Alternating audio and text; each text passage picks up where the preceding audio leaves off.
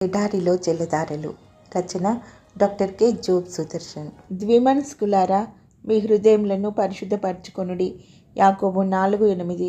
జరజర తిరుగుతుంది జపమాల కరంలో, నర్తనం చేస్తుంది నాలుక నోటిలో, పరిభ్రమిస్తుంది మనసేమో పరిపరి విధాల ప్రయోజనమేమి?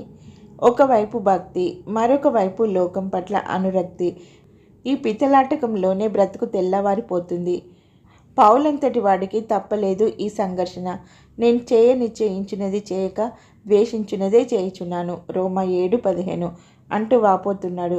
అయితే యేసు ప్రభువులో నూతన సృష్టి అయిన వారికి ఈ వైరుధ్యం ఉండదు. నీటి బుగ్గలో ఒక జల నుండియే తీయని నీరును చేదు నీరును ఊరునా? యాకోబు 3:11.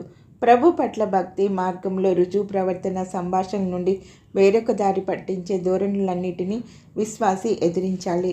రెండు మనసులు, రెండు నాలుకలు క్రైస్తవ్యానికి వ్యతిరేకం. ఏలియా ఆనాటి ఇశ్రాయేలుకు సవాలు విసిరాడు. ఎన్నాళ్ళ మట్టుకు మీరు రెండు తలంపుల మధ్య తడబడుచుందురు? యెహోవా దేవుడైతే ఆయనను అనుసరించుడి, బయలు దేవుడైతే వానిని అనుసరించుడి. రాజులు 1 గ్రంథము 18:21. విశ్వాసి స్థిర నిశ్చయం చేసుకో, దేవుని పక్షం ఎంచుకో. మత విధానాలన్నిటినీ ఒక పక్క పాటిస్తూ దైనందిన జీవితంలో లోకం తీరును అనుసరించడం దేవుడు మెచ్చడు. ఆయన్ను వేడుకో. ఆయన నీకు ఏకాగ్రతను, స్థిరత్వాన్ని ప్రసాదిస్తాడు, ముక్కుసూటిగా నడిపిస్తాడు.